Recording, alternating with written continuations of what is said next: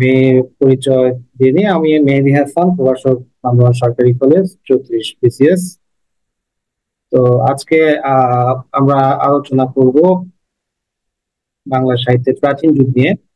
আমরা জানি যে বিসিএস এর বাংলা সাহিত্যের প্রাচীন যুগ থেকে আহ, প্রশ্ন আসবে একদম অবশ্যই। এখান থেকে আহ, কয়েক 3-4 নম্বরের প্রশ্ন থাকেই। আমরা যদি এটা একদম ডিটেলস জেনে নেই তাহলে খুব ভালোভাবেই আমরা পরীক্ষাটা দিতে পারবো। তো এখানে আমাদের কমন প্রশ্ন, আমরা অনেক কিছু জানি, অনেক কিছু পড়েছি, জেনেছি। আমরা আজকের ক্লাসটাতে ইনশাল্লাহ এভাবেই নিজেদের জানাটাকে আরো সমৃদ্ধ করব। এবং আপনাদের যদি কোনো প্রশ্ন থেকে থাকে সেটা চ্যাট বক্সে প্রশ্নটা করবেন, আমি ইনশাল্লাহ সবার প্রশ্নের উত্তর দেওয়ার চেষ্টা করবো। আর সাউন্ড সাউন্ড কি শোনা যাচ্ছে না? কিভাবে শোনা যাচ্ছে? Thank you. তাহলে আমরা শুরু করি। আজকে আমাদের আলোচনার বিষয়বস্তু হচ্ছে বাংলা সাহিত্যের প্রাচীন যুগ। তো আমরা প্রাচীন যুগ কোন সময়কালটাকে ধরি, কেউ কি বলতে পারবেন?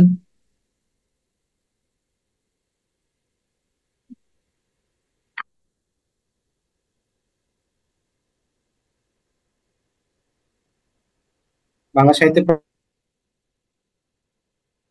প্রাচীন যুগটা কোন সময়কালটাকে আমরা ধরি, এটা কেউ কি বলতে পারবেন?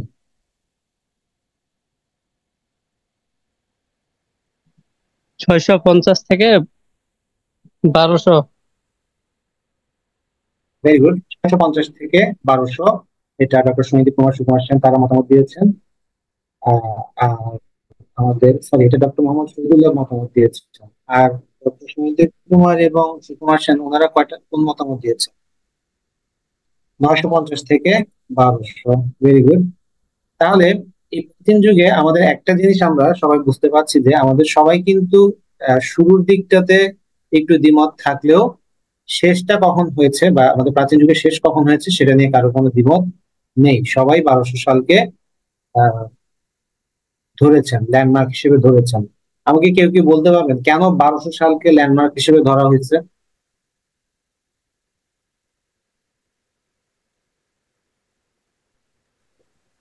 ওই সময় মেবি মুসলিমরা আক্রমণ করে। নতুন একটা যুগের সূচনা হয় তারপর থেকে। Very good. আমরা এই সময় জানি যে 1204 সালে ইখতিয়ারউদ্দিন বখতিয়ার খলজি আহ নদিয়ায় লক্ষণ সেনকে পরাজিত করে বাংলায় মুসলিম শাসনের সূচনা করে। এবং এই মুসলিম শাসনের সূচনার কারণেই আমাদের প্রাচীন যুগের সমাপ্তি হয় এবং শুরু হয় মধ্যযুগে। তো আমরা এই প্রাচীন যুগের যে একমাত্র নিদর্শন আমরা জানি সেটা হচ্ছে চর্যাপদ। আমি ওই বিষয়ে আলোচনা করছি না। আমার এখানে আমরা যেটা এখন আলোচনা করবো যে প্রাচীন যুগের সাহিত্যের যে বৈশিষ্ট্য সমূহ সেটা একটু আমরা দেখি। আমাদের এক এক যুগের সাহিত্যের এক এক ধরনের বৈশিষ্ট্য কিন্তু রয়েছে। আমরা আধুনিক যুগে এসে এখন বর্তমানে যেসব সাহিত্য, যেসব বিষয়গুলো খুব সহজেই মনে হচ্ছে যে এগুলো আছে, কিন্তু এক সময় কিন্তু এরকম ছিল না। তো আমাদের মধ্যযুগে আমরা এক ধরনের বিষয় দেখেছি, আধুনিক যুগের প্রথম দিকে এক ধরনের দেখেছি, সে এখন এক ধরনের দেখছি।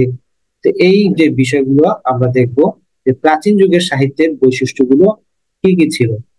তো প্রাচীন যুগের অন্যতম সাহিত্যিক বৈশিষ্ট্য ছিল যে আমাদের এখানে দেবাশ্রয়ী বা সম্পূর্ণরূপে ধর্মীয় উদ্দেশ্যে কিন্তু লেখা। আমরা জানি যে চর্যাপদ যেটা, এই চর্যাপদ আমাদের আহ আহ, কেন লেখা হয়েছিল কেউ কি বলতে পারবেন?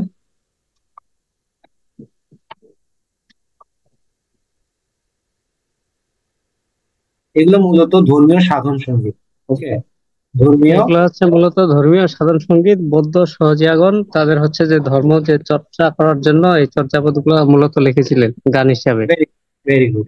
এই যে যে ধর্মীয় সাধন সঙ্গীত যেহেতু, তাহলে তারা নিশ্চয়ই দেবাশ্রয়ী বা দেবতাকে উদ্দেশ্য করে এই কথাগুলো লিখেছেন। এবং আমরা এখানে আরেকটা জিনিস দেখবো, মানবিকতা নেই। আমাদের প্রাচীন যুগ মধ্যযুগে কিন্তু আমাদের এই জিনিসটা খুব বেশি দেখবো। আমাদের আধুনিক যুগের সাহিত্যের অন্যতম একটা বৈশিষ্ট্য হচ্ছে যে এখানে মানবিকতা আছে, মানুষকে নিয়ে কথা বলা হয়েছে, মানুষের বিষয়ে আলোচনা করা হয়েছে, মানুষের সুখ দুঃখের কথাকে উল্লেখ করা হয়েছে। কিন্তু আমাদের প্রাচীন যুগে বা মধ্যযুগের সাহিত্যে এসব কিছু আমরা সরাসরি দেখি না। আমরা আমাদের যুগ সন্ধিক্ষণের কবি, মধ্যযুগ এবং আধুনিক যুগের যে যুগ সন্ধিক্ষণের কবি ঈশ্বরচন্দ্র গুপ্ত, তিনি যখন প্রথম কবিতা লিখলেন রাতে মশা দিনে মাছি এই নিয়ে কলকাতায় আছি, এই যে যে আছি কথাটা, আমি যে কবি হিসেবে আছি, আমরা যে মানুষ হিসেবে বসবাস করছি, এই আছি, কবির এই আছি কথাটা এর আগে কেউ কখনো বলার সাহস পায় নাই বা চিন্তা করে নাই। তো এই যে আমাদের এই মানবিকতার ব্যাপারটা আমরা প্রাচীন যুগের সাহিত্যে দেখতে পাবো না। এবং প্রাচীন যুগের সাহিত্যের সবচেয়ে বড় যে বৈশিষ্ট্যটা সেটি হলো যে দুর্বোধ্য এবং হেয়ালিপূর্ণ। মানে এখানে কথাগুলো কি বলতে চাচ্ছে আমরা কিছুই বুঝতে পারছি না, যেমন আকার ইঙ্গিতে বা এমন ভাবে কথাগুলো বলা হচ্ছে যে কেউ এগুলো বুঝতে পারছে না। আমরা যেমন কখনো দেখবো যে কুমির কাছে উঠতেছে, হ্যাঁ, আবার কখনো কখনো বলতেছে যে একজন সুন্দরী বালিকা পাহাড়ের পর্বতের আগায় গিয়ে বসে আছে, হ্যাঁ, আবার কখনো বলতেছে যে দোয়া দুধ দইছে সেই দুধ আবার কি পাটে ফিরে যাচ্ছে। এই যে এরকম কথাগুলো আমাদের কাছে অনেকটাই কি অবাক করার মতো বিষয় হয়ে দাঁড়ায়। তো এই জন্য আমাদের প্রাচীন যুগের সাহিত্যের সবচেয়ে বড় বৈশিষ্ট্য যেটা, যে দুর্বোধ্য এবং খ্যালিপূর্ণ বিষয়টা আমরা দেখবো, এবং সম্পূর্ণরূপে এটি ধর্মীয় উদ্দেশ্যে রচিত। কারণ আমরা জানি যে এটা ধর্মীয় একটি সাধন সঙ্গীত। চর্যাপদ কিন্তু মূলত গানের সংকলন। আমরা যে চর্যাপদ বা চর্যাচর্য বিনিষ্টয়, চর্যা চর্যাশ্রয় নানা নামে এগুলোকে ডেকে থাকি, সেটা যাই হোক না কেন আমাদের এই চর্যাপদ হচ্ছে মূলত একটি সাধন সঙ্গীত। আমরা যদি চর্যাপদ, চর্যা চর্যা শব্দটা মানে হচ্ছে যা আচরণীয়, যা আচরণীয়, যেভাবে আমার যা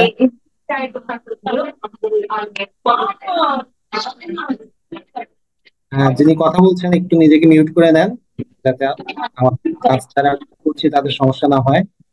রাজীব, ফারজানুল হক, মোহন, আপনাদের এখান থেকে সাউন্ড আসছে।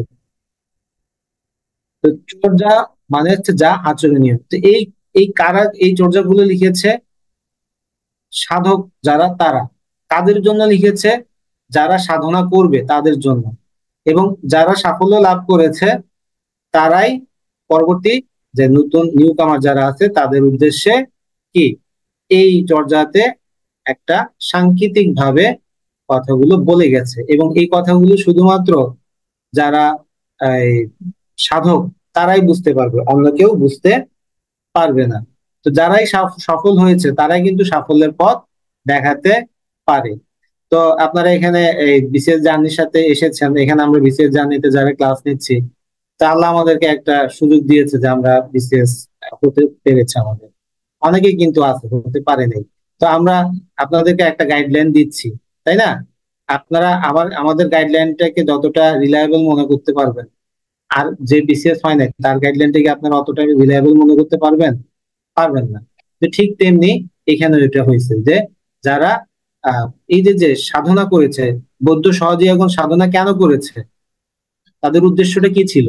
তাদের সাধনা করার মূল উদ্দেশ্য ছিল নির্বাণ লাভ। এই নির্বাণ লাভ মানে কি, কি বলতে পারবেন? বৌদ্ধ ধর্ম কেউ আছেন?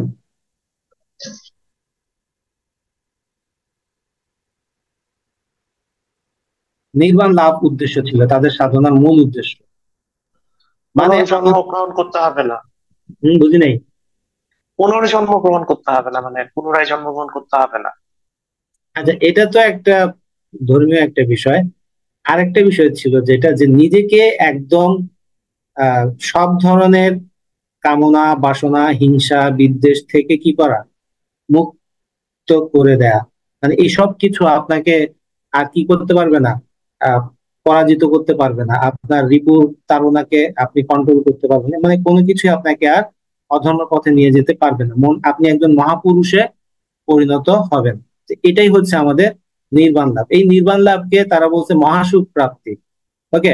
তো এই যে যে বিষয়টা যখনই আপনি লাভ করবেন তখনই আপনার পরের জন্মে গিয়ে আপনি কি করতে আপনাকে পরজন্মবাদ করতে বা ইয়া করতে হবে না।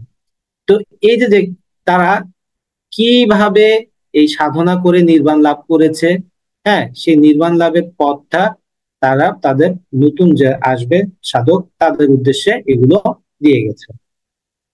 আমরা চর্যাপদ আহ যে আবিষ্কারের বিষয়টা আমরা আলোচনা করবো পরে, তার আগে চর্যাপদ সম্পর্কে আমরা বলি যে মহামহোপাধ্যায় হরপ্রসাদ শাস্ত্রী এটি আবিষ্কার করেন এবং তিনি হাজার বছরের পুরাণ বাংলা ভাষায় বৌদ্ধ গান দোহা নামে প্রকাশিত করেন। এবং এই বইটাতে আরো 3টা বই ছিল, সর্বপাদের দোহাকোষ, কৃষ্ণপদের দোহাকোষ এবং ডাকা। তা আমরা মহামহোপাধ্যায় হরপ্রসাদ শাস্ত্রী সম্পর্কে কি জানি, কেউ কি বলতে পারবেন? তিনি কিন্তু ঢাকা বিশ্ববিদ্যালয়ের আহ বাংলা বিভাগের প্রতিষ্ঠাতা সভাপতি ছিলেন। ওকে, তো তিনি ঢাকা বিশ্ববিদ্যালয়ের বাংলা বিভাগের প্রতিষ্ঠাতা সভাপতি ছিলেন এবং তিনি যখন তার আসল নাম ছিল হরপ্রসাদ শাস্ত্রী। ওকে, কিন্তু যখন তিনি এই যে চর্যাপদটা আবিষ্কার করলেন, এই কারণে তার নামের আগে এই মহামহোপাধ্যায় উপাধিটা দেয়া হলো। তো তিনি এটা নেপালের রাজদরবারে গিয়ে আবিষ্কার করেছেন, ওখান থেকে তারপরে আবিষ্কার করে এনে 1916 সালে বঙ্গীয় সাহিত্য পরিষদ থেকে হাজার বছরের পুরাণ বাংলা ভাষায় বৌদ্ধ গান ও দোহা নামে সংকলন করে কি করেন, প্রকাশ করেন। তো এই যে তিনি কি একবার গিয়েই জিনিসটা আবিষ্কার করে ফেলতে পেরেছিলেন? এটা কিন্তু পারেননি, তাকে 3বার যেতে হয়েছে এবং এই তিনবার গিয়ে তৃতীয়বারের বার তিনি এই এই পুরাতন যে বাংলা ভাষার যে বৌদ্ধ গানের যে দোহাগুলো ছিল সেই দোহাগুলো তিনি খুঁজে পেয়েছিলেন। প্রথমবার তিনি গিয়েছিলেন 1897 সালে, দ্বিতীয়বার গিয়েছিলেন 1898 সালে। এরপরে গিয়ে তিনি 1907 সালে নেপালের রাজদরবারে যান আবার, এবং ওখান থেকে 3বার গিয়ে এই জিনিসটা পান এবং 1907 সালে এনে কিন্তু এগুলো কি করছে, 1900 প্রকাশ করতে করতে 1916 সাল লেগে গেছে। 1916 সাল লেগে যাওয়ার অন্যতম একটা কারণ ছিল যে এইটাকে তিনি সম্পাদনা করেছেন, এটার ভাষাতাত্ত্বিক আলোচনা, এটার যে কোথা থেকে এসেছে এগুলো নিয়ে যাচাই বাছাই ইত্যাদি করতে করতে তার অনেক সময় লেগে যায়। একদম নাম নাই কিন্তু ওখান থেকে খুব সাউন্ড আসছে, আপনি একটু কাইন্ডলি আপনার মিউট করে রাখেন। এটা একটা অনলাইন ক্লাস কার্টেসি, নিজেকে মিউট করে রাখা। আপনারা বিসিএস ক্যাডার হইতে আসছেন, তো বিসিএস ক্যাডার হতে গেলে আপনাদের অনেক ম্যানার্স শিখতে হবে, অনেক বিষয় আপনাদেরকে কমন সেন্স গ্রো করতে হবে। আপনি এখানে অনলাইন ক্লাস করতে আসছেন, তো আপনি যদি এখন আপনার যদি খেয়াল না থাকে যে আপনি আপনার আনমিউট করা, এখানে আমরা বাকি যারা আছে তাদের সবারই কি হচ্ছে, সমস্যা হচ্ছে, তাই না? তো যাই হোক, যে হাজার বছরের পুরাণ বাংলা ভাষার বৌদ্ধ গান ও দোহা নামে এই বইটা যখন 1916 সালে প্রকাশিত হলো, তখন চারিদিকে একটা হৈ হৈ পড়ে গেল। হৈ হৈ পড়ে গেল কেন? কারণ সবাই চায় নিজের পরিচয় বের করতে, সবাই চায় নিজের শিকড়ের সন্ধান বের করতে। ওকে, তো তিনি এই বইটাতে তিনি যখন একটা মতামত দিলেন যে বইটার ভাষা হচ্ছে যে কি বাংলা, এরপরে হিন্দি, মৈথিলি, উড়িয়া, তারা ওই ভাষার যে বিভিন্ন ভাষাবিদরা আছে তারা এসে দাবি করতে লাগলো যে না, এই চর্যাপদ হচ্ছে তাদের ভাষার একটা উম, আহ, তাদের ভাষার একটা নিদর্শন। তো তখন এগিয়ে আসলেন ডক্টর সুনীতি কুমার চট্টোপাধ্যায়, তিনি একটা বিশাল বই লিখলেন, ওডিবিএল, origin and development of Bengali language. এই বইটা লেখার পরে তিনি ওখানে জাস্ট এটাই প্রমাণ করছেন যে চর্যাপদের ভাষা বাংলা ভাষা।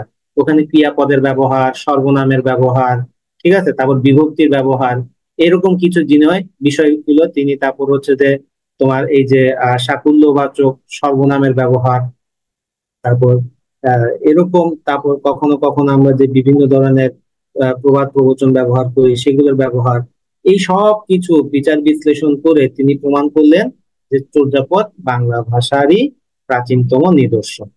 তো এরপরে আর কেউ এটা সাহস করে নাই যে চর্যাপদকে তাদের ভাষার ইয়ে হিসেবে দাবি করবে।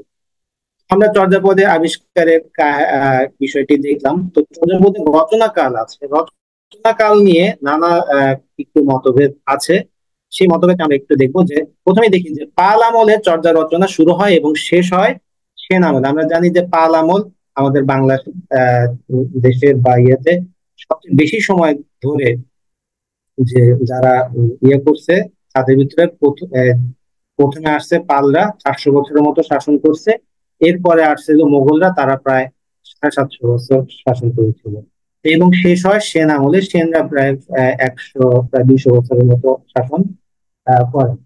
তো আমাদের দেখো, পাল শাসন আমলে ছিল কারা? বৌদ্ধ। পালরা কিন্তু সবাই কিন্তু কি ছিল? বৌদ্ধ। আমি একটু সরি, তুমি করেই বলতেছি, অনার্সের স্টুডেন্টদের সবসময় তুমি বলতে বলতে, আপনার এটা মাইন্ড করিয়েন না, কখনো আপনি কখনো তুমি। ওকে। তো পাল শাসন আমলটা ছিল বৌদ্ধ শাসকদের। আর সেন শাসন যারা ছিল, এই সেন শাসনরা ছিল হিন্দু ধর্মাবলম্বী। তারা উত্তর ভারত থেকে এই অঞ্চলে এসেছিল এবং এখানে সেন তারা শাসন আমল শুরু করে। আমাদের সেন শাসন আমলের আরেকটাই হচ্ছে যে বর্ণ প্রথা। এই বর্ণ প্রথার কিন্তু শুরু হয় সেন শাসন আমলে। তো এই সেন শাসন আমলেই আমাদের এই চর্যাপদের রচনাকাল শেষ হয়। তো 1204 সালে যখন ইখতিয়ারউদ্দিন বখতিয়ার বাংলা বিজয় করেন, সেই হিসেবে ডক্টর শহীদুল কুমার তাই চর্যা রচনা শেষ সময় ধারণ করেন কি 1200। এটাতে সবাই কি করেছে? মতামত একই দিয়েছে। আমরা ডক্টর মোহাম্মদ শহীদুল্লাহ দেখবো, ডক্টর রাহুল সংস্কৃতায়ন দেখবো, তারপর ডক্টর সুনীতি কুমার, ডক্টর সুকুমার সেন, হ্যাঁ, তারপর হরপ্রসাদ শাস্ত্রী বা অসিত কুমার বন্দ্যোপাধ্যায়, তারা সবাই 1200 সালকে শেষ সময় হিসেবে সিলেক্ট করেছেন। আর তিনি তার এই চর্যার পদের সময়কালটাকে নিয়ে আলোচনা করার জন্য এই যে বলেছিলাম যে এখানে তিনি সময়কালটাও আলোচনা করেছিলেন, origin and development of Bengali language, এটাকে সংক্ষেপে বলে ODB। তো এই যে একটা কথা এখানে বলেছেন, এই গ্রন্থে চর্যার ভাষাতত্ত্ব বিশ্লেষণ করে তিনি বলেছেন, চতুর্দশ শতকের শেষ ভাগে রচিত বড়ু চণ্ডীদাসের শ্রীকৃষ্ণ কীর্তন অপেক্ষা চর্যার ভাষা 150 বছর প্রাচীন। এটা কিন্তু আপনাদের একটু মাথায় রাখতে হবে যে শ্রীকৃষ্ণ কীর্তনের চাইতে চর্যাপদের ভাষা কত বছর প্রাচীন? 150 বছর প্রাচীন। এটা কে বলেছেন? বলেছেন ডক্টর সুনীতি কুমার। তাহলে এই কথাটা তিনি বললেন। আমরা জিনিসটা এভাবে ব্যাখ্যা করতে পারি যে আমাদের চর্যাপদের পরে আমরা মধ্যযুগের যে প্রথম সাহিত্য শ্রীকৃষ্ণ কীর্তন আসলো, হ্যাঁ, এখানে কিন্তু এর ভিতরে আর কোনো বাংলা সাহিত্য আমরা পেলাম না। এর ভিতরে ভাষা তো আর থেমে নাই, ভাষা কিন্তু প্রতিনিয়ত চেঞ্জ হচ্ছে। ভাষা হচ্ছে নদীর মতো, হ্যাঁ, শুধু পরিবর্তন লাভ করে, সেটা সময়ের সাথে, সেটা জায়গার সাথে। 10 মাইল পর পর ভাষা চেঞ্জ হয়ে যায় এবং বাই জেনারেশন ভাষাটাও কি চেঞ্জ হয়ে যায়। যেমন আপনি আপনাদের দাদা দাদি তাদের সাথে যখন একটু কথা বলতে যাবেন, দেখবেন যে তাদের কথার সাথে আপনার বর্তমান সময়ের কথার কিছু কিছু পার্থক্য আপনারা দেখবেন। আপনারা মুভি দেখেন না? মুভি দেখতে গেলে উত্তম কুমারের মুভির যে ডায়লগ গুলো, ভাষাগুলো বর্তমান সময়ে বাংলা ভাষার সাথে কি সেগুলো দেখবেন যে অনেক অনেক পার্থক্য আপনারা আইডেন্টিফাই করতে পারতেছেন। তো এখানে মাত্র 20-30 বছরে, এই 30-40 বছরে এর এতটুকু পার্থক্য হয়েছে। তো ওখানে প্রায় 150 বছরের পার্থক্য। কারণ আমরা চর্যাপদের ভাষা কেমন দেখলাম? উঞ্চা উঞ্চা পাবত তাহে বসে সবরি বালি মরঙ্গ পিচ্ছ পরিধান সবরি গুঞ্জরি মালু। এই যে এখানে আমরা এভাবে ভাষা দেখলাম, কিন্তু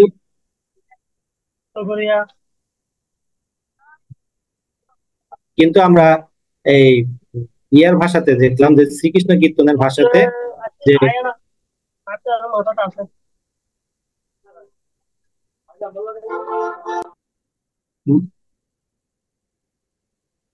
বারবার কনসেন্ট্রেশন। কন্টিনিউ করেন, আমি মিউট করে দিয়েছি। আচ্ছা, চর্যাপদে এই শ্রীকৃষ্ণ যা বলতেছিলাম যে শ্রীকৃষ্ণ কীর্তনের ভাষাতে এসে দেখলাম আমরা আরেকটু পরিবর্তন। বধূ কেমনে ধরিব হিয়া আমার বাড়িয়া, আমার বধূ আন বাড়ি যায় আমারই আঙিনে দিয়া। হ্যাঁ, তাহলে এই যে যে দেখেন এখানে কিন্তু ভাষাটা অনেকটাই পরিবর্তন হয়ে গেছে। তো আমরা যেমন একজন ছোট বাচ্চাকে জন্ম সময় দেখছি, তার 10-15 বছর ভিতরে আর তাকে দেখি না, হঠাৎ করে একদিন দেখলাম সে অনেক বড় হয়ে গেছে। তো ঠিক তেমনি এখানে আমরা বিশাল একটা পার্থক্য দেখতে পেলাম শ্রীকৃষ্ণ কীর্তনের সাথে চর্যাপদের ভাষা। তো এইটা থেকে ডক্টর সুনীতি কুমার বললো যে কি এই ভাষাটা প্রায় 150 বছর প্রাচীন। আমরা এই এই চর্যাপদের সময়কাল নিয়ে ডক্টর মোহাম্মদ শহীদুল্লাহর মতে চর্যাপদ 650 থেকে 1200 সাল, ডক্টর সুনীতি কুমারের মতে 950 থেকে 1200, ডক্টর সুকুমার সেনের মতে 900 থেকে 1350। তো এখানে একটু আমি ডক্টর মোহাম্মদ শহীদুল্লাহ কেন 650 সালের কথা বলেছেন, তিনি মিননাথ নামে একজন কবির কথা বলেছেন, তিনি 650 সালের দিকে জীবিত ছিলেন। তো এই মিননাথ নামে এক আবার দেখা যাচ্ছে যে 950 সালেও ডক্টর সুনীতি কুমার তাকে আইডেন্টিফাই করছে। কিন্তু একটা মানুষ 100 বছর থেকে 120 বছর পর্যন্ত বাঁচতে পারে, বা সর্বোচ্চ আমরা ধরে নিলাম 150 বছর। আগের দিনের মানুষরা যেহেতু ভালো খাওয়া দাওয়া করতো, ভালো সেফ এন্ড ক্লিন পরিবেশে থাকতো, কিন্তু দেখেন 300 বছর কিন্তু বেঁচে থাকা অসম্ভব একটা ব্যাপার। তো 300 বছরের পার্থক্য কোনোভাবেই হতে পারে না। এটা নিয়ে একটা দ্বিমত এখনো রয়ে গেছে। এটা ডক্টর মোহাম্মদ শহীদুল্লাহ যেটা বলেছেন যে সেখানে মিন্নাতের পরিচয় তিনি দিয়েছেন এবং প্রমাণ দেখিয়েছেন। আবার ডক্টর সুনীতি কুমার বলছেন যে না, এটা সেই মিন্নাত না, ওই যে কবি মিন্নাতের কথা ডক্টর মোহাম্মদ শহীদুল্লাহ বলতেছে সে মিন্নাত একই নামে আরেকজন কবি হয়তোবা পরে এসেছিলেন। তো এখান থেকে আমরা দেখতে পাই যে ডক্টর মোহাম্মদ শহীদুল্লাহ মতে 650 থেকে 1200 খ্রিস্টাব্দ, ডক্টর সুনীতি কুমারের মতে 950 থেকে 1200, এবং সুকুমার সেনের মতে 900 থেকে 1350-এর এই সময়কালটা আমরা দেখতে পাই। আপনাদের যদি কোনো প্রশ্ন থেকে থাকে আপনারা চ্যাট বক্সে সেটা প্রশ্ন করতে পারেন, আমি চেক করে আপনাদেরকে সেভাবে রিপ্লাই দিব, অথবা রেইজ হ্যান্ড করতে পারেন, সেই রেইজ হ্যান্ডের মাধ্যমে আমি আপনাদের অ্যান্সার দেওয়ার চেষ্টা করব। তো চর্যাপদের সময়কাল গেল, আমরা চর্যাপদের সময়কালের পরে দেখবো যে চর্যাপদ নেপালে যাওয়ার কারণটা কি ছিল। আমরা নেপালে কিছু ছবি দেখতে পাচ্ছি। হ্যাঁ, আহ, আসলে নেপালে যাওয়ার অন্যতম একটা প্রধান কারণ ছিল যে আমরা দেখেছি যে পাল শাসন আমলে চর্যাপদের রচনাকাল শুরু হয় এবং সেন শাসন আমলে এটা শেষ হয়। তো এখানে সেন শাসন আমলে যেহেতু বর্ণপ্রথার কথাটা আমি আপনাদেরকে বলেছিলাম, সেই বর্ণপ্রথার কারণে আহ, এমন একটা অবস্থা হয়েছিল যে আহ, এই মানে বৌদ্ধ ধর্মাবলম্বীরা অনেকেই কি করতে পারছিল না, তাদের ধর্মটা স্বাধীনভাবে পালন করতে পারছিল না। অনেকে বাইরে বাইরে হিন্দু ধর্ম পালন করলেও মনে মনে তারা বৌদ্ধ ধর্ম অনুসারী ছিল। তো এই যে যে বর্ণ প্রথা, তারপর বৌদ্ধ ধর্মাবলম্বীদের উপরে নানা ধরনের সরকারি রাজার আক্রোশ, হ্যাঁ, এইসব কারণে তারা আনসেফ মনে করেছিল এবং তারা এখান থেকে কোথায় চলে যায়, নেপালে চলে যায়। নেপাল কিন্তু যেহেতু হিমালয় অধ্যুষিত একটা তৎকালীন সময়ে অনেকটা দুর্গম এলাকা বলতে পারি। এখন তো আমাদের জন্য প্লেনে যাওয়া আসা করতেছে অনেক সহজ মনে হচ্ছে, কিন্তু একসময় যখন প্লেন ছিল না বা কিছু ছিল না তখন কিন্তু দুর্গম এলাকায় গিয়েছিল। আর তারা যেহেতু সাধক, হ্যাঁ, সাধনার জন্য তারা কোথায় যেতে চাইবে, অবশ্যই এমন সেফ জায়গায় যেতে যাবে যেখানে সাধারণ জনমানুষের ইয়েটা কম। তো সেই হিসেবে তারা নেপালে চলে যায়। আবার আরো অনেকে বলতেছে যে ইখতিয়ারউদ্দিন বখতিয়ার খলজি যখন 1204 সালে বাংলা আক্রমণ করলো, হ্যাঁ, এখানকার বৌদ্ধ যারা সহজে ইয়ারা ছিল তারা সেফ মনে না করে তারা ওই পথ এগুলো নিয়ে তাদের যে চর্চার যে ইয়েগুলো ছিল, সংগ্রহগুলো ছিল, সেগুলো নিয়ে তারা নেপালে চলে যায় এবং ওখানেই নেপালের রাজদরবারে এগুলো সংরক্ষিত ছিল। তো চর্যাপদের আবিষ্কারের ইতিহাস, আমরা চর্যাপদের আবিষ্কারের ইতিহাসে দেখবো যে 1882 সালে, খেয়াল করেন, 1882 সালে আমাদের রাজা রাজেন্দ্রলাল মিত্র তিনি বিবিধার্থ একটা পত্রিকায় তিনি একটা আর্টিকেল লিখলেন। সেই আর্টিকেলের নাম হচ্ছে যে Sanskrit Buddhist literature in Nepal. Sanskrit Buddhist literature in Nepal. নেপালে যে সংস্কৃত ভাষায় যে বুদ্ধিস্ট লিটারেচার গুলো আছে সেগুলো একটা তিনি আবিষ্কার এই করলেন, আর্টিকেল লিখলেন। তো তিনি এখানে নেপালে প্রাপ্ত বিভিন্ন সংস্কৃত ভাষায় রচিত বৌদ্ধতান্ত্রিক সাহিত্যের কথা তিনি আলোচনা করেন এবং এই সূত্র ধরে ওই যে হরপ্রসাদ শাস্ত্রী, তিনি ঢাকা বিশ্ববিদ্যালয়ে প্রতিষ্ঠাকালীন কি ছিলেন, সভাপতি ছিলেন। তিনি চলে গেলেন নেপালে, 3 বার গেলেন, 3 বার গিয়ে তৃতীয়বারের বার 1907 সালে তিনি নেপালের রাজদরবারে গিয়ে এই যে রয়্যাল লাইব্রেরি যেটা আছে সেই রয়্যাল লাইব্রেরি থেকে তিনি কিছু পুঁথির সন্ধান পান। সেখানে যা চর্যাচর্য বিনিশ্চয়, ডাকার নখ, সরপাদের দোহা, হ্যাঁ, কৃষ্ণপাদের দোহা, এরকম নামে কি লেখা ছিল। তো এখানে চর্যাপদটা ছিল একমাত্র ভাষায় লেখা, চর্যাপদটা ছিল একমাত্র বাংলা ভাষায় লেখা এবং বাকিগুলো যেগুলো পান, যে ডাকার নখ, সরপাদের দোহা, হ্যাঁ, সেগুলো তিনি ওগুলো আপনার ভাষায় লেখা ছিল, তোমার অপভ্রংশ ভাষায় লেখা ছিল। অপভ্রংশ ভাষা হচ্ছে যে আমাদের ভাষার একটা অংশ। আমরা জানি যে একদম সেই আমাদের যে প্রাচীন ইন্দো ইউরোপীয় ভাষাগোষ্ঠী, সেই ইন্দো ইউরোপীয় ভাষাগোষ্ঠী থেকে নানা ভাগে ভাগ হতে হতে ক্যান্তন, শতম, হ্যাঁ, এভাবে আমাদের অপভ্রংশ আসলো। অপভ্রংশটাকে বলা হয় যে ভাষার যে কিছুটা বিকৃতি হয়ে লাভ করে সোজা কথা, তখন সেটাকে অপভ্রংশ বলে। সেই অপভ্রংশ থেকে, গৌড়ীয় অপভ্রংশ থেকে আমাদের বাংলা ভাষাটা এসেছে। তো একজনে প্রশ্ন করেছেন, হয়তো বা একটু দেখি কি প্রশ্ন করেছে। সুকুমার সেনের মতে 950 থেকে 1350 দেয়া আছে বইয়ে, তাহলে কোনটা সঠিক? 950 থেকে কোন বইতে দেয়া আছে একটু আমাকে বলতে হবে, কারণ অনেক বই অনেক কথা থাকে, অনেক জায়গায় অনেক ভুল থাকে। ওকে, 900 থেকে, সুকুমার সেনের মতে 900 থেকে 1350 হবে। 900 থেকে 1350, 950 থেকে 1350, 900 থেকে 1350 হবে। আপনারা একটা বই ফলো করবেন, আসলে বাজারে অনেকগুলা গাইড বই আছে, তো গাইড বইতে প্রচুর ভুল থাকে। হ্যাঁ, আহ, আসলে গাইড বইয়ে তো মান্না ভাই কয়েকদিন আগে একটা ভিডিও দিয়েছিল, আমার ভিডিওটা অনেক ভালো লাগছে, আমি নিজেও শেয়ার করছি যে গাইড বইগুলা কারা লেখে। গাইড বইগুলো আসলে কিছু আর কিছু পেইডই আছে, এরা খালি বিভিন্ন জায়গা থেকে কপি পেস্ট করে করে বইগুলো লেখে। এই কারণে অনেক জায়গায় অনেক ধরনের মানে ভুল থাকে। আমি একবার একটা বই হাতে পেয়েছিলাম যেখানে লাইক করলে, সরি, পোস্টটি ভালো লাগলে শেয়ার করবেন, মানে ফেসবুকে যে এই পোস্টটা দিছে ওই লেখাটা শুদ্ধ কপি করে ওখানে বসাই দিছে, এটা কোনো তার কোনো ইয়ে নেই। সে ওটা উদ্দেশ্য প্রিন্ট বের করে বই বের করে ফেলছে, মানে কপি পেস্ট করছে তো করছে, এটা কোনো আহ, আর ইয়া রাখে নাই, ওটাতে চুরিটা এখানে ধরা পড়ে যায়।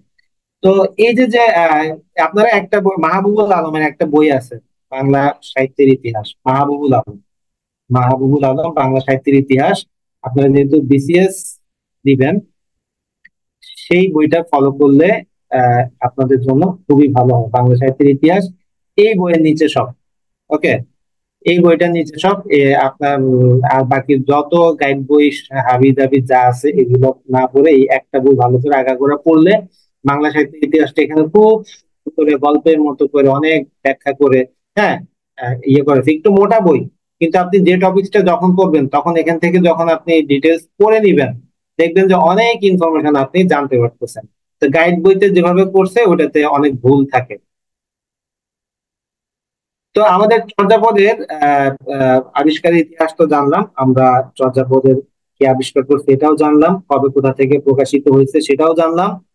এবং আমরা এখন যেটা আলোচনা করব যে কোন, আচ্ছা, কোন রাজার আমলে, এটা কিন্তু আলোচনা করছি, কেউ কি বলতে পারবেন যে কোন রাজার আমলে শুরু হয়েছে এবং কোন রাজার আমলে শেষ হয়েছে?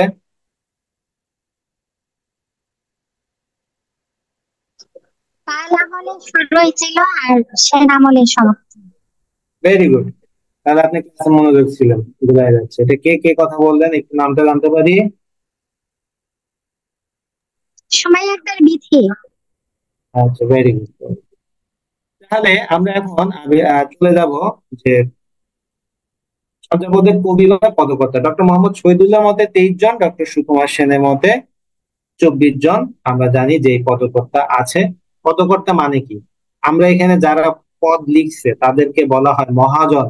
হুম, মহাজন, তারপরে পাদো, হ্যাঁ, অথবা পা। এই পাদো মানে পাদ দেওয়া না, আবার অন্য কিছু না। আবার এই মহাজনটা ঘুষ সুদ খায় সেই মহাজন না। আবার এই পা মানে ঠ্যাং না। ওকে, এই মহাজন মানে আগে যারা পদকর্তা লিখতো বা পদ রচনা করতো তাদেরকে মহাজন বলতো, এবং তাদের নামের শেষে পাদও লেখা হতো। হ্যাঁ, এবং পাদটাকে আবার সংক্ষিপ্ত করে লেখা হচ্ছে যে কি পা। তো, পদ থেকে পাদ কথাটা এসেছে। আবার এটা সংক্ষিপ্ত, পাদও সংক্ষিপ্ত হয়ে গেছে কি পা। কানহ পা, কুকুরি পা, ভুসুকো পা, দুই পা, এভাবে আমরা বিভিন্ন ধরনের পদকর্তা দেখতে পাবো। তো এখানে তাদের দুইজনের মতভেদ হওয়ার অন্যতম কারণ হচ্ছে যে ডক্টর মোহাম্মদ শহীদুল্লাহ আহ, এবং ইয়েতে একজন কবি আহ, উপস্থিতি নাই। হ্যাঁ, সেই সেই কবিটা, এই কারণে তাদের দুইজনের মতভেদ তৈরি হয়েছে। তো আমরা এবং কবি পদকর্তাগণ নিয়ে আলোচনা করবো। আমরা জানি যে আর্যদেব, কঙ্কন, কঙ্কন পা, কম্বল পা, কানহ পা, পুকুরি পা, গুমুরি পা, এরকম করে বিভিন্ন ধরনের পা আছে। এতগুলা পা আপনাদের মাথায় থাকবে না, তা আপনারা শুধু কয়েকটা পা মনে রাখবেন, কয়েকজনের নাম বিশেষ বিশেষ গুরুত্বপূর্ণ। তিনি হচ্ছেন কানহ পা, লুই পা, পুকুরি পা, ভুসুকু পা। এই কয়েকজন আহ আহ আমাদের জন্য কি খুব গুরুত্বপূর্ণ। কেন গুরুত্বপূর্ণ? কারণ হচ্ছে যে এদেরকে নিয়ে প্রশ্নগুলো বেশি আসে, আর এদের লেখার ভিতরে আমরা বিভিন্ন কিছু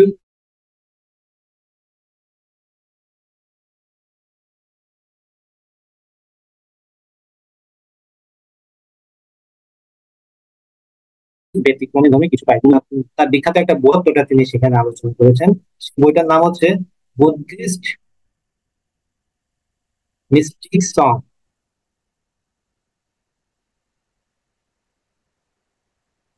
এখানে তিনি ডক্টর মোহাম্মদ শহীদুল্লাহ চর্যাপদের যে ধর্মতত্ত্ব বিষয়টা আছে, সেই ধর্ম বিষয়টা নিয়ে তিনি এখানে আলোচনা করেছেন। তো এখানে আমরা জানি যে চর্যাপদের কিছু পদ আমরা পাই নাই, সেখানে 23 নম্বর পদটা অর্ধেক পাওয়া গেছে। তারপরে হচ্ছে 24, 25 এবং 48 নম্বর পদটা কি একদমই পাওয়া যায়নি। তো 23 নম্বর পদ অর্ধেক পাওয়া গেছে। তাহলে আমরা 46.5টা পদ আমরা পেয়েছি। সে 46.5-এর ভিতরে 23টা অর্ধেক, আর বাকি 24, 25 আর 48 একদমই কি পাওয়া যায়নি। তো যেসব পদ পাওয়া যায়নি সেটা হচ্ছে যে 23 নম্বর পদটা লিখছিল কি ভূসুকু পদ। 23 নম্বর পদটা লিখছে ভূসুকু পা, এই 24 নম্বর পদটা লিখছে কানহো পা। আপনারা একটু চাইলে নোট নিয়ে রাখতে পারেন। এবং 25 নম্বর পদটা লাগছে পা, এবং এই 48 নম্বর পদটা লিখছে কুকুরি পা। এই কুকুরি কি মানে বলতে পারেন? কুকুরি পা অর্থ কি কেউ বলতে পারবেন? কুকুরি মানে হচ্ছে যে মুরগি। ওকে, কুকুরি মানে হচ্ছে মুরগি।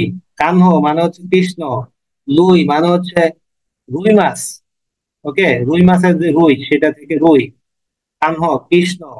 ওকে, আর ভুসুকু, ভুসুকু পা নিজেকে বাঙালি বলেছেন। বাঙালি, বাঙালি কেন বলেছেন? ভুসুকু, ভুসুকু বলার পিছনে কারণ আছে। ভূ ফর ভুক্তি,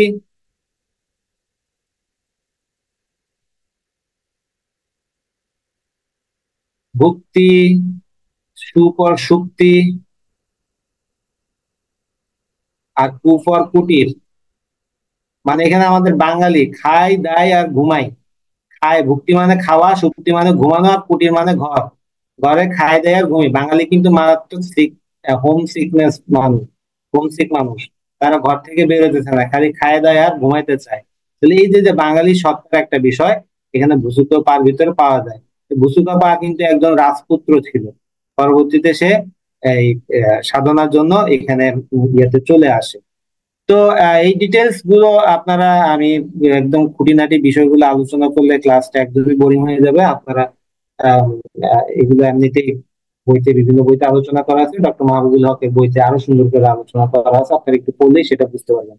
তবে এই 3-4 জন সম্পর্কে খুব ভালোভাবে জেনে নেবেন। এই কুকুরপা ব্যতিক্রম, তিনি কিন্তু একে তো নারী, তার আবার এবং তারা এটা হচ্ছে মুরগি। হ্যাঁ, তো তাই এটাকে আমরা কুকুরিপাকে অনেকে কি নারী হিসেবেও কি আহ বলে থাকেন, যে একমাত্র নারী পদকর্তা এই কুকুরিপা।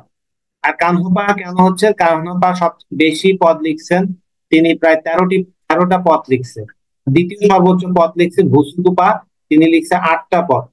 তো এই যে যে ভুসুকুপার 8টা পদ, কানহপার 13টা পদ, দুই পদ লিখছে, এবং লুইপাকে বলা হয় আদি কবি। লুইপা সবার আগে কি করছে? আমাদের আহ চর্যাপদের লেখা শুরু করে। আর যেহেতু কুকুরিপা নারী, এজন্য এটা বেশি গুরুত্বপূর্ণ। তো আমাদের এই যে যে চর্যাপদ পদকর্তাগণ বিভিন্ন বিষয় নিয়ে আমরা আলোচনা করলাম, সেগুলো আশা করি আপনাদের কাজে লাগবে। আরো কোনো যদি বিষয় আলোচনা থাকে তাহলে সেটা আমাদেরকে বলবেন। এখন আসেন চর্যাপদের ভাষা নিয়ে আমরা আলোচনা করি। আমরা যে চর্যাপদ, যেটা নিয়ে আমরা এত বেশি ইয়ে করতেছি, চর্যাপদের ভাষা বিভিন্ন বইতে লেখাই থাকে শুধু চর্যাপদকে সান্ধ্যা ভাষা বলা হয়, বা সন্ধ্যা ভাষা বলা হয়, বা সন্ধ্যা, সন্ধ্যা, সন্ধ্যা, সান্ধ্যা, সন্ধ্যা, নানাভাবে বলা হয়ে থাকে। তো আমরা দেখি যে চর্যাপদের ভাষা, আমরা প্রাচীন যুগে, যেহেতু এটা প্রাচীন বাংলা ভাষা, অপরিণত, অপভ্রংশ, যেহেতু আমরা কেন এটা অপরিণত বলতেছি? কারণ এটা অপভ্রংশ। অপভ্রংশ মানে হচ্ছে যে সেটা মাত্র প্রাকৃত থেকে অপভ্রংশ আসতেছে। প্রাকৃত মানে কি? এই প্রাকৃত মানে হচ্ছে যে মুখের ভাষা, মানুষের কি মুখের ভাষা। এই মুখের ভাষা চেঞ্জ হতে হতে, বিকৃত হতে হতে একটা অপভ্রংশ ভাষাতে এসেছে, তখন এটা অপরিণত মাত্র তৈরি হচ্ছে। এই ভাষাতে চর্যার কবিরা কি করছে? তাদের ধর্মতত্ত্ব প্রতিফলনের চেষ্টা করছে।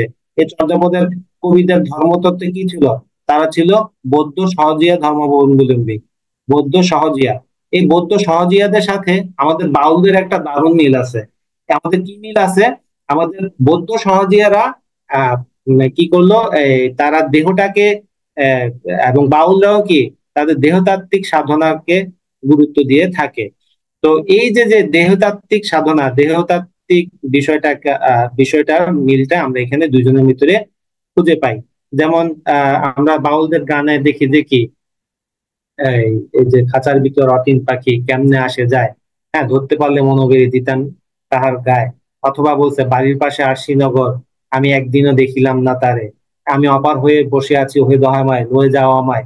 এই যে যে বিভিন্ন কথাগুলো বলে, যে বাউলদের মূল ধর্মীয় ইয়াটা হচ্ছে দেহতাত্ত্বিক। তাদের বিশ্বাস যে সৃষ্টিকর্তা আমাদের দেহেই বসবাস করেন, আমরা তাকেই সেখানে কি খুঁজে পেতে পারি। তো এই যে সহজিয়ারাও এই দেহতাত্ত্বিক ধর্ম ইয়াটা ছিল। আমরা জানি যে প্রথমে গৌতম বুদ্ধ যে ছিল, সেখান থেকে বজ্রযান হীনযান দুটা ইয়ে আসলো। এই হীনযানের ইয়ে থেকে আবার একটা ইয়ে করতে করতে সহজিয়া ইয়েটা আসলো। তো চর্যার ভাষা সাধারণ মানুষের মুখের ব্যবহৃত ভাষা। ভাষা সবসময় কি হয়? মুখ থেকে কোথায় আসে? কলমের কালিতে আসে। যদি প্রমোদ চৌধুরী বলছেন যে কি ভাষা মুখ থেকে কলমের কালিতে আসে, যদি কলমের কালি থেকে মুখে যাইতো তাহলে এটা বিরূপ প্রতিক্রিয়া হতে পারতো। যেমন আমাদের সংস্কৃত ভাষা, এটা মুখে বলার কোনো ভাষা না, এটা সম্পূর্ণরূপে লিখিত একটা ভাষা, এটা সম্পূর্ণরূপে কৃত্রিম একটা ভাষা। তো আমাদের চর্যার যে ভাষাগুলো আমরা দেখবো, যে চর্যার ভাষাতে সাধারণ মানুষের মুখের ভাষা ব্যবহৃত হয়েছে। প্রহেলিকাময় দার্শনিক গুণ সম্পন্ন এই ভাষা কখনো যোগ সাধনা, কখনো তান্ত্রিক কায়া সাধনের গুরু সংকেতের মাধ্যম হিসেবে ব্যবহৃত হয়েছে, তাই একে সন্ধ্যা ভাষাও বলে। যেমন আমরা বিভিন্ন এই ইয়া আছে, আপনারা দেখবেন যে আমাদের পুলিশরা বা ইয়ারা যখন ওয়্যারলেসে বলে চার্লি 1 চার্লি 2 এরকম করে কথা বলে, এগুলো কিন্তু কোড। এগুলো শুধু যারা আমাদের আহ, ওই নিরাপত্তা ইয়েতে আছেন তারাই শুধু কিন্তু এগুলো বুঝবেন। এগুলো বাইরে আর কেউ এগুলো কথাগুলো কোডগুলো বুঝতে পারবে না। তো এই যে এভাবে কোড ল্যাঙ্গুয়েজে কথা বলার ব্যাপারটা, বা আমরা অনেক সময় যে বিভিন্ন ধাঁধা দেখি বা বিভিন্ন সাংকেতিক চিহ্ন দেখি বা সাংকেতিক লেখা দেখি, হ্যাঁ সেখানেও এভাবে কি করা হয়? বিভিন্ন মেসেজ দেয়া হয়। ইনডিরেক্টলি কথাটা বলে বিভিন্ন মেসেজ দেয়া হয়। এটা যারা সত্যিকারের বা ওই একই লাইনের লোক, তারা ছাড়া আর কেউ এগুলো বুঝতে পারবে না। তো এই যে যে ভাষাটা আমরা কিছুটা বুঝতে পারি, কিছুটা বুঝতে পারি না। আমাদের সন্ধ্যা হলে যেরকম কিছু আলো থাকে কিছু অন্ধকার থাকে, তেমন একটা মিক্স ইয়ে থাকে, সেজন্য এটা নাম হয়ে গেল আমাদের সন্ধ্যা ভাষা। তো এই সন্ধ্যা ভাষা চর্যার ভাষা গৌর অপভ্রংশের প্রভাব আমাদের এখানে আমরা স্পষ্ট রূপে দেখতে পাই। তাই কেউ কেউ এটাকে অপভ্রংশ প্রাচীন হিন্দি, মৈথিলি, উড়িয়া বা আসামি ভাষা বলেও কি দাবি করেন। কিন্তু সেই দাবিটা কিন্তু টিকে নাই। কেন টিকে নাই মনে আছে? ওই যে আমাদের আহ ডক্টর সুনীতি কুমার চট্টোপাধ্যায়, তিনি যে বিখ্যাত বইটা লিখলেন যে কি origin and development of Bengali language, তিনি সেখানে আমাদের বাংলা ভাষার ক্রিয়াপদ, সর্বনামের ব্যবহার, বিভক্তির ব্যবহার, তারপর বিভিন্ন ধরনের এই যে এক বচন বহু বচনের ব্যবহার, হ্যাঁ এগুলো দেখিয়ে কারক বিভক্তির ব্যবহার, এগুলা দিয়ে একদম ব্যাখ্যা করে করে বুঝালেন যে কি চর্যার ভাষা বাংলা ভাষারই প্রাচীনতম নিদর্শন।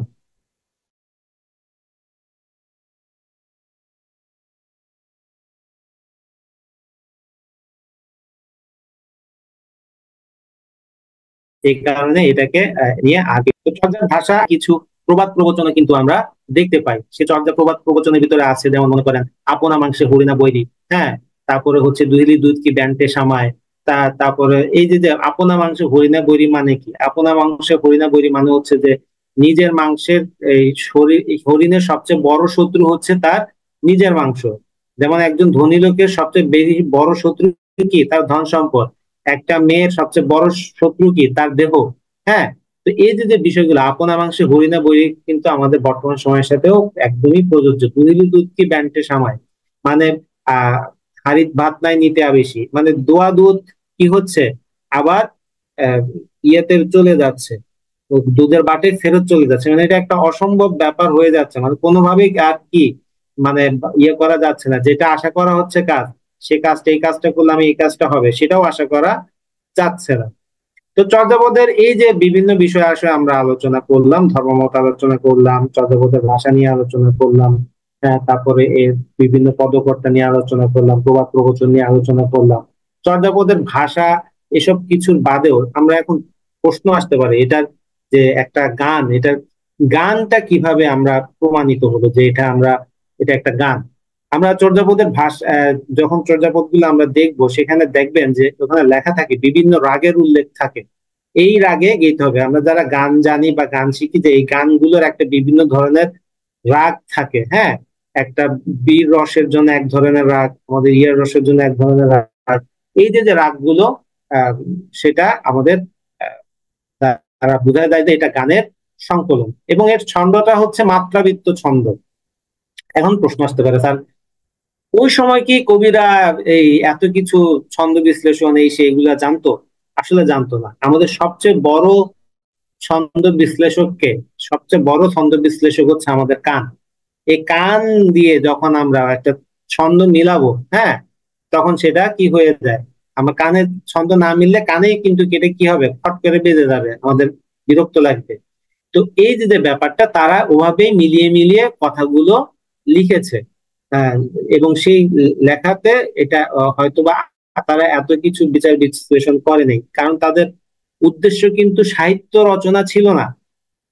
চর্যাকারদের যে উদ্দেশ্য ছিল যে কি, চর্যাকারদের উদ্দেশ্যই ছিল তারা তাদের পরবর্তী যে সাধক যারা আসবে, প্রজন্মের সাধক যারা আসবে, তাদের উদ্দেশ্যে তারা তাদের সাফল্যের রাস্তাটা বা পন্থাটা বলে যাওয়া, সম্পূর্ণ ধর্মীয় উদ্দেশ্যে লেখা। এটা কিন্তু সাহিত্যিক উদ্দেশ্যে রচিত কোনো কিনা গান না। হ্যাঁ, এখানে আমাদের পাঠকের মনোরঞ্জনের ব্যাপার নাই, পাঠকের ভালো লাগা খারাপ লাগার ব্যাপার নাই, সম্পূর্ণরূপে এটা তারা ধর্মীয় উদ্দেশ্যেই লিখেছে। এবং যারা লিখেছে তারা বিভিন্ন আম, অঞ্চলের মানুষ ছিল, তারা কিন্তু কেউ, অনেকে বাংলা ভাষাভাষী ছিল, অনেকে নানা ধরনের বাংলা ভাষী না হয়ে হিন্দি ভাষী ছিল, মিয়ানমারের ইয়ে থেকে ছিল, এরকম নানা জায়গার মানুষজন তারা ছিল, কিন্তু তারা লিখছে কোন ভাষাতে? এই বাংলা ভাষাতেই, অপভ্রংশ ভাষাতেই লিখেছে। এখন মনে করেন আমি সৌদি আরবে যাব ধর্মচর্চা করতে, তাই না? আমি ওখানে সৌদি আরবে গিয়ে আমি ইসলাম ধর্ম চর্চা করতে যাব, তো ওখানে আমার কোন ভাষাটাতে আলোচনা করতে হবে, চর্চা করতে হবে? অবশ্যই আরবি ভাষাতে আমাকে সব বিষয়ে দখল থাকতে হবে, তাই না? আমাকে তাই আবার যদি এখন এই ইংল্যান্ডে পড়ালেখা করতে যাই, তাহলে আমাকে ইংল্যান্ডের ইংরেজি ভাষা জানা থাকা লাগবে। তো ঠিক তেমনি এই সাধকরা যখন বাংলায় এসেছিল, বাংলাতে যখন চর্যাগুলো লেখা হচ্ছিল, তারা এই অঞ্চলের মানুষের ভাষাটাকেই তারা তখন কি ওই ভাষাতেই লিখে গেছেন, এবং এই কারণেই বাংলাতেই তারা লিখেছেন। অন্য ভাষার কবি হলেও তারা লিখেছেন কি মূলত বাংলা ভাষাতেই লিখেছেন। তো আহ এই এই ছিল প্রাচীন যুগ নিয়ে আমাদের আলোচনা। প্রাচীন যুগের চর্যার ভাষা, চর্যার ধর্মতত্ত্ব, চর্যা আবিষ্কারের কাহিনী, চর্যার পদকর্তাগণ, চর্যার যে ভাষাতাত্ত্বিক বিশ্লেষণ, হ্যাঁ, রচয়িতা কারা, এসব কিছু আলোচনা করলাম।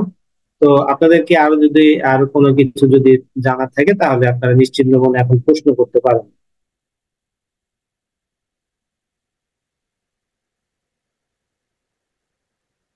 কারো কি কোনো প্রশ্ন আছে?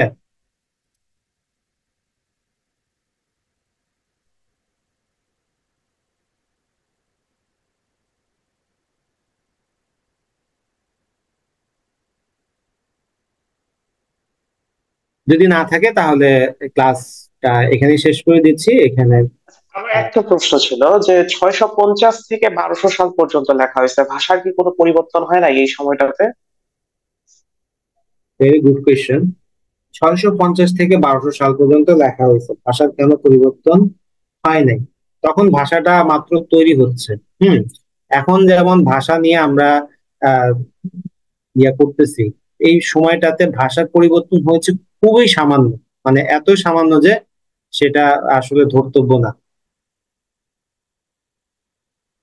এবং আরেকটা বিষয় হচ্ছে যে আহ, তারা একটা বেসিক ভাষাতত্ত্ব নিয়ে তারা কিন্তু লিখেছে, তো আপনি মনে করেন এখন আমরা এই যে এখন যে কোরআন শরীফ পড়ি, হ্যাঁ, সেই কোরআন শরীফের ভাষাটা কিন্তু সেই মহানবী সাল্লাল্লাহু আলাইহি ওয়াসাল্লামের আমলে যে ভাষা ছিল সেই ভাষাতেই রয়ে গেছে।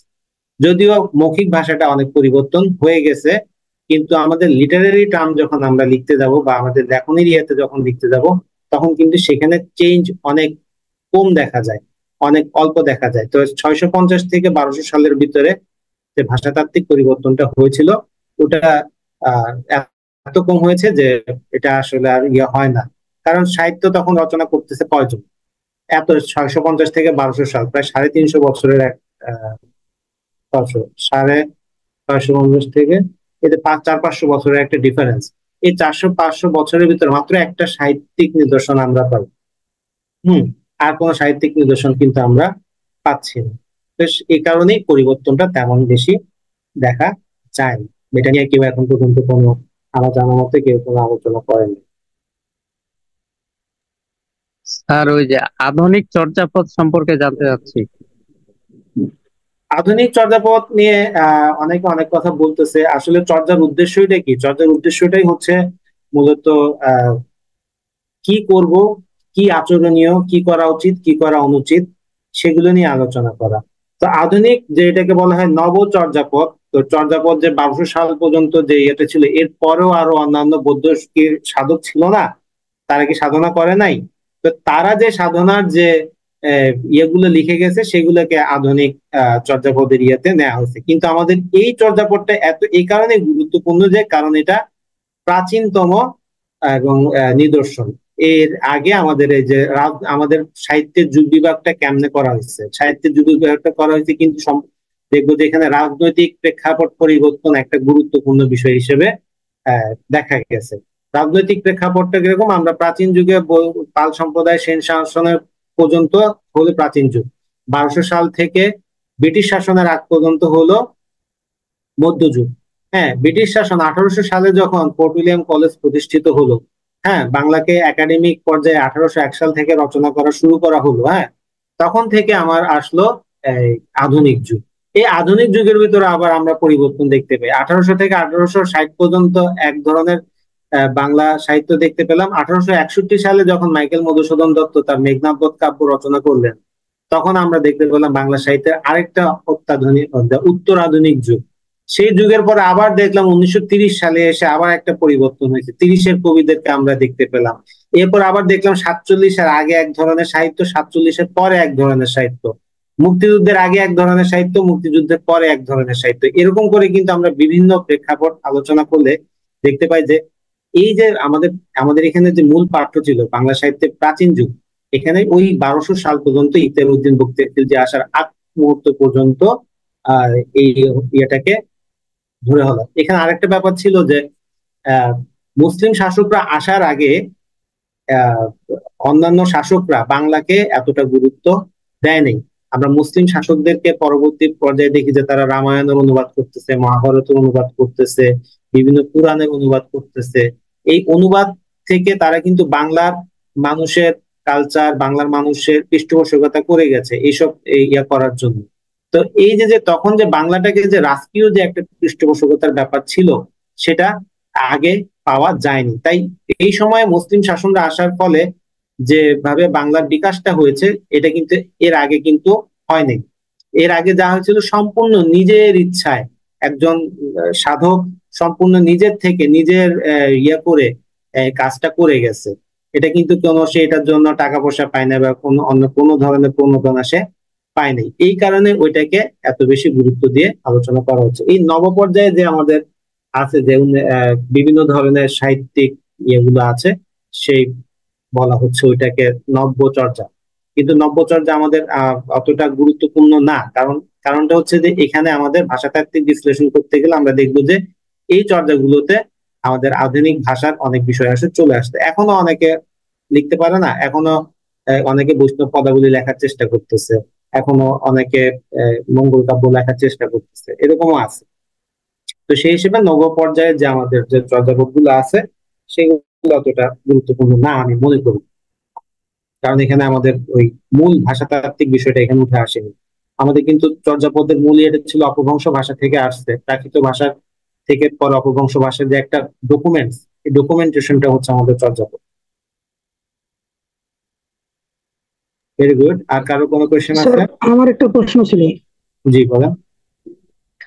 স্যার এই যে চর্যাপদের যে কবিরা আছে প্রায় 23 বা 24 জনের মতো, তো সবাই তো আলাদা আলাদা করে তাদের চর্যা কবিতাগুলো লিখছে।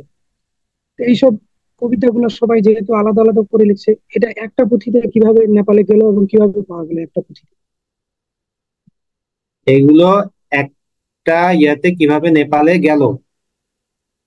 আচ্ছা, আপনি আমরা একটা আসলে এটাকে কিভাবে ইয়ে করি আচ্ছা, যে নেপালে এটা তো কেন গেছে এটা আমরা আলোচনা করছি, যে চর্যার যে ইয়েটা হয়েছে সেন আমলে, বা আমরা যখন বর্ণপ্রথা বা নানা ধরনের রাজনৈতিক প্রতিহিংসার কারণে তারা এখানে সেফ মনে না করায় নেপালে চলে যায়। তো এখন আপনি এই যে যে একটা সংকলন ইয়ে করবেন না, একটা জায়গায় আপনি যখন যাবেন সেই সংকলনটাকে ওভাবে ক্লাসিফিকেশন করে রাখবেন না। আপনি যে বিভিন্ন নোটস তৈরি করেন, নোটসটা এভাবে তৈরি করে রাখবেন না আপনি, বা আপনার যে লাইব্রেরিতে যে আপনার বইগুলো থাকে, বইগুলো আপনি কিভাবে সাজায় রাখেন। তো এখানে যে যারা সাধক ছিল তারা যে সাধন সঙ্গীত ইয়ে করছে, আমরা কিন্তু জানি যে এটা সাধন সঙ্গীত। তো সাধন সঙ্গীতটা অবশ্যই গাওয়া হয়েছে। তো যেহেতু গাওয়া হয়েছে, নতুন যারা সাধক তাদের উদ্দেশ্যে যখন এটা গাওয়া হচ্ছিল, হ্যাঁ, এটা তো তারা ওভাবেই ক্লাস মানে সাজায় রাখছে, এবং ওখান থেকে আমরা সংকলনটা পেয়েছি। আমরা না, মানে হরপ্রসাদ শাস্ত্রী সংকলনটা ওভাবেই পেয়েছে।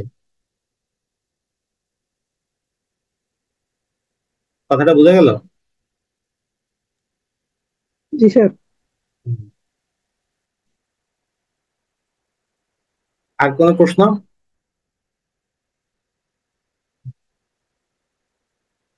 ভালো, আপনাদের প্রশ্ন শুনে ভালো লাগতেছে। অনেক ডিপ থেকে আপনারা কোশ্চেন করতেছেন। আপনারা ইনশাল্লাহ আপনাদের হবে। তো এভাবে ডিপলি পড়ালেখা করতে হবে বিসিএস এর জন্য, কিন্তু হালকা পাতলা উপর টুকুতে পড়ে গেলে হবে না। অনেক ডিপ, মানে মনে রাখতে হবে যে গত বছর যে প্রশ্ন আসছে এই বছর কিন্তু সেই প্রশ্ন আসবে না। তো সেই হিসেবে যদি আপনারা এভাবে পড়েন, আরো ডিপ একদম গভীর থেকে গভীরে রত্ন সন্ধান করতে যান, তাহলে কিন্তু এখানে অনেক কিছু আপনারা করতে পারবেন। এই বিষয়টা আপনাদের ভিতরে ভালো করে ইয়ে হবে। তো ঠিক আছে, তাহলে আপনাদের মনে আর কারো কোনো প্রশ্ন নেই, আমি তাহলে আজকে এখানে শেষ করছি। সবাইকে ধন্যবাদ, ভালো থাকবেন, আবার দেখা হবে নেক্সট ক্লাসে।